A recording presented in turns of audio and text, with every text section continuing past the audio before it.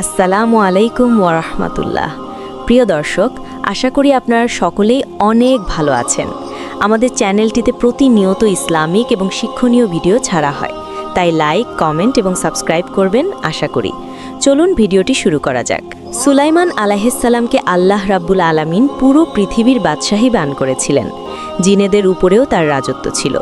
সুলাইমান আলাইহিসসালামের নাম শুনলে জিনেরা ভয়ে থরথর করে কাঁপত। সুলাইমান আলাইহিসসালামের যে কোনো হুকুম জিনেরা অক্ষরে অক্ষরে পালন করত। একদিন সুলাইমান আলাইহিসসালাম আল্লাহকে বললেন, হে আল্লাহ রাব্বুল আলামিন, তুমি আমাকে সারা পৃথিবীর বাদশাহী দান করেছ, সেই সাথে নবুয়তি দান করেছ। আমি সুলাইমান একদিন পৃথিবীতে থাকব না। আমার বাদশাহী, আমার সিংহাসন, আমার রাজত্ব কোনো কিছুই থাকবে না। কিন্তু আমি এমন একটি কাজ করে যেতে চাই, যে কাজের মাধ্যমে কিয়ামত পর্যন্ত পৃথিবীতে যত মুসলমান আসবে তারা আমাকে মনে রাখবে। তোমার পবিত্র ঘর বাইতুল আকসা আমি পুনর্নির্মাণ করতে চাই। আল্লাহ রাব্বুল আলামিন অনুমতি দিলেন, হে সুলাইমান, অবশ্যই তুমি তা পুনর্নির্মাণ করবে। অতঃপর আল্লাহ রাব্বুল আলামিনের পক্ষ থেকে হুকুম পাওয়ার পর সুলাইমান আলাইহিসসালাম তার মন্ত্রীদের নিয়ে সভার আয়োজন করলেন। সুলাইমান আলাইহিসসালামের মন্ত্রী পরিষদের মধ্যে মানুষদের মধ্যে ৩৫০ জন মন্ত্রী ছিল এবং জিন জাতির মধ্যে ৩৫০ জন মন্ত্রী ছিল। জিন মন্ত্রীদেরকে সুলাইমান আলাইহিসসালাম বললেন, আমি বাইতুল আকসা পুনর্নির্মাণ করতে চাই। পৃথিবীতে যত জিন রয়েছে সকল জিনকে আমার সামনে উপস্থিত করো। অতঃপর সুলাইমান আলাইহিসসালামের জিন মন্ত্রীগণ বিশাল একটি ময়দানে পৃথিবীর সকল জিনকে সেখানে উপস্থিত করল। সুলাইমান আলাইহিসসালাম সেই জিনদের উদ্দেশ্যে একটি ভাষণ দিলেন, আমি আল্লাহ তাআলার পবিত্র ঘর বাইতুল আকসা পুনর্নির্মাণ করব। এজন্য দামি দামি হীরা, মুক্তা, জহরত এবং দামি দামি পাথর প্রয়োজন। তোমরা সমুদ্রের অতল দেশ থেকে এই দামি দামি হীরা, জহরত এবং মণিমুক্তা ও পাথরগুলো নিয়ে আসবে। সেই দামি দামি পাথর ও জহরত দিয়ে আমি বাইতুল আকসা পুনর্নির্মাণ করব। সুলাইমান আলাইহিসসালামের হুকুম পাওয়া মাত্রই জিনগণ সমুদ্রের তলদেশ থেকে দামি দামি মণিমুক্তা এবং পাথর নিয়ে আসতে শুরু করল।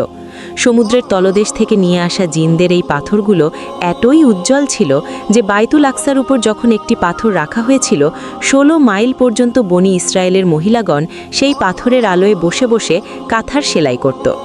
অতঃপর সুলাইমান আলাইহিসসালাম জিনদেরকে একটি চিত্র অঙ্কন করে দিলেন। বাইতুল আকসার নকশা এবং ডিজাইন কীরকম হবে তার একটি ধারণা দিয়ে দিলেন। সুলাইমান আলাইহিসসালামের অনুমতি পেয়ে জিনগণ দিনরাত একাধারে কাজ করতে শুরু করল। প্রথমেই সুলাইমান আলাইহিসসালাম জিনদের দ্বারা নিজের জন্য একটি কক্ষ নির্মাণ করে নিলেন। এই কক্ষটি ছিল কাঁচের তৈরি। সুলাইমান আলাইহিসসালাম সব সময় কক্ষে উপস্থিত থাকতেন।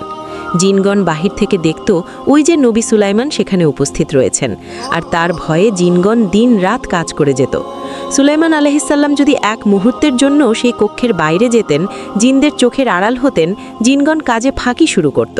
জিন জাতি হলো একটা ছেঁচড়া জাতি, তারা সহজে কাজ করতে চাইত না। কিন্তু সুলাইমান আলাইহিসসালামের শাস্তির ভয়ে তারা সব সময় তার হুকুম মানতে বাধ্য ছিল এবং দিন রাত কাজ করে যেত মসজিদুল আকসা নির্মাণ করার জন্য।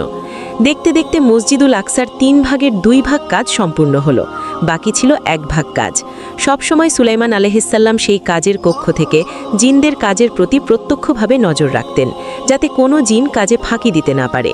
আর জিনগণ সুলাইমান আলাইহিসসালামকে দেখতে পেয়ে ভয়ে কাজ করত। মসজিদুল আকসার যখন ৩ ভাগের ২ ভাগ কাজ সম্পূর্ণ হলো, এমন সময় মালাকুল মউত সুলাইমান আলাইহিসসালামের সামনে হাজির।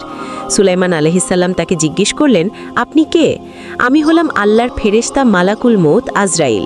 আল্লাহ আপনার জান কবজ করার জন্য নির্দেশ দিয়েছেন। সুলাইমান আলাইহিসসালাম বুঝতে পারলেন তার মৃত্যুর সময় ঘনিয়ে এসেছে। তিনি আজরাইলকে বললেন, ভাই আজরাইল, তুমি আমাকে কিছু সময় দাও। এই যে আমার সামনে দেখছো মসজিদুল আকসা নির্মাণ হচ্ছে, জিনজাতি দিন রাত কঠোর পরিশ্রম করে মসজিদুল আকসার কাজ করছে। এমন অবস্থায় তুমি যদি আমার জান কবজ করো এবং আমার মৃত্যুর খবর যদি এই জিনদের কানে চলে যায়, তাহলে জিনেরা আর একটুও কাজ করবে না। মসজিদুল আকসার ৩ ভাগের ২ ভাগ কাজ সম্পূর্ণ হয়েছে, বাকি ১ ভাগ কাজ আর সম্পূর্ণ হবে না। আজরাইল আলাইহিসসালাম বললেন, হে আল্লাহর তাআলার পয়গম্বর সুলাইমান, এটা তো আমার পক্ষে সম্ভব না। আল্লাহ আমাকে অনুমতি দিয়েছেন, আপনার জান আমাকে কবজ করতেই হবে। সুলাইমান আলাইহিসসালাম বিনীত অনুরোধ করে বললেন, ভাই আজরাইল, দেখো, আমি নিজের রাজত্বের জন্য তোমার কাছে সময় চাইছি না, আমার সিংহাসন বা বাদশাহীর জন্য সময় চাইছি না, আমার স্ত্রী পুত্র সন্তানের জন্য সময় চাইছি না, আমি আল্লাহর ঘর পুনর্নির্মাণ করার জন্য তোমার কাছে একটু সময় চাইছি। আজরাইল আলাইহিসসালাম বললেন, আপনি যদি সময় পেতে চান তাহলে আল্লাহ রব্বুল আলামিনের কাছে দরখাস্ত করেন। আল্লাহ রব্বুল আলামিন যদি আপনাকে সময় দেন আর আমাকে যদি অনুমতি দেন, তাহলে আমি এখান থেকে ফিরে যাব। হজরত সুলাইমান আলাইহিসসালাম 2 হাত তুলে আল্লাহর কাছে বললেন, হে আল্লাহ, তুমি মালাকুল মউত পাঠিয়েছ আমার জান কবজ করার জন্য। এই দুনিয়ার মায়া ছেড়ে আমি তোমার কাছে যাব অবশ্যই, কিন্তু তোমার কাছে আমি কিছু সময় চাই, যাতে এই মসজিদে আকসা পুনর্নির্মাণ সম্পূর্ণ হয়। এখন যদি আমার জান কবজ হয় আর জিনেদের কানে যদি আমার মৃত্যুর খবর চলে যায়, তাহলে এই জিনেরা কাজ বন্ধ করে দেবে, মসজিদে আকসা পরিপূর্ণভাবে সম্পূর্ণ হবে না। আল্লাহ রব্বুল আলামিন বললেন, হে আমার পয়গম্বর সুলাইমান, পৃথিবী সৃষ্টি থেকে এখন পর্যন্ত আমি কোনো মানুষকে সময় দিইনি। এটা আমার নিয়মের বাইরে, আমার সংবিধানের বাইরে। মালাকুল মউত একবার যার দরজায় যাবে, তার জান সঙ্গে নিয়ে আসবে, সে কখনো খালি হাতে ফেরত আসবে না। এই পৃথিবীতে কেবল আমি শুধু একজনকেই সময় দেব, সে যদি চায় চিরকাল পৃথিবীতে বেঁচে থাকবে। সে হলো আমার প্রিয় বন্ধু, আমার প্রিয় হাবিব মুহাম্মাদুর রসুলুল্লাহ সাল্লাল্লাহু। তার অনুমতি না পাওয়া পর্যন্ত মালাকুল মউত কখনো তার জান কবজ করবে না। তিনি যদি মালাকুল মউতকে তার রুহু দিতে রাজি না হন, তাহলে মালাকুল মউত সেখান থেকে ফিরে আসবে।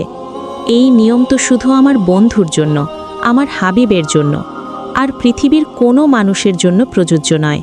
সুলাইমান, তোমাকে এখনই মরতে হবে এবং মালাকুল মউত তোমার জান কবজ করবে। হজরত সুলাইমান আলাইহিসসালাম বললেন, হে আল্লাহ, আমার কোনো আপত্তি নেই, আপনি যা ভালো মনে করেন তাতেই আমি সন্তুষ্ট। তবে আমাকে এটা বলুন, আমার মৃত্যুর পর কি বাইতুল আকসা পুনর্নির্মাণ হবে না? আমার মৃত্যুর পর কি বাইতুল আকসার কাজ সম্পূর্ণ হবে না?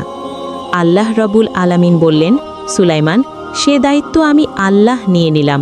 বাইতুল আকসা তোমার মৃত্যুর পরও সম্পূর্ণ হবে এবং এই জিন জাতিরাই সেই কাজ সম্পূর্ণ করবে। তুমি এখন সেই কাচের কক্ষের ভিতর প্রবেশ করো এবং একটা লাঠিতে ভর দিয়ে বাইতুল আকসার দিকে, ওই জিনদের দিকে তাকিয়ে থাকো। হজরত সুলাইমান আলাইহিসসালাম তাই করলেন। সেই কাচের কক্ষের ভিতর প্রবেশ করলেন এবং একটা লাঠিতে ভর দিয়ে জিনদের দিকে তাকিয়ে থাকলেন। অতঃপর মালাকুল মউত সুলাইমান আলাইহিসসালামের জান কবজ করে নিয়ে গেলেন। সুলাইমান আলাইহিসসালামের মৃত্যু হয়ে গেল। নবীদের একটা বিশেষ মোজেজা ছিল, সকল নবীদের লাশ অক্ষত অবস্থায় থাকে। সুলাইমান আলাইহিসসালাম লাঠিতে ভর দিয়ে সেই জিনদের দিকে তাকিয়ে থাকলেন। জিনেরা মনে করতে লাগল, বাদশাহ সুলাইমান তো আমাদের দিকে দেখছেন, কিছুতেই কাজে ফাঁকি দেওয়া যাবে না, কাজে ফাঁকি দিলে আমাদের কঠিন শাস্তি দেবে। এই ভয়ে জিনেরা দিন রাত কঠোর পরিশ্রম করে বাইতুল আকসার কাজ সম্পন্ন করল।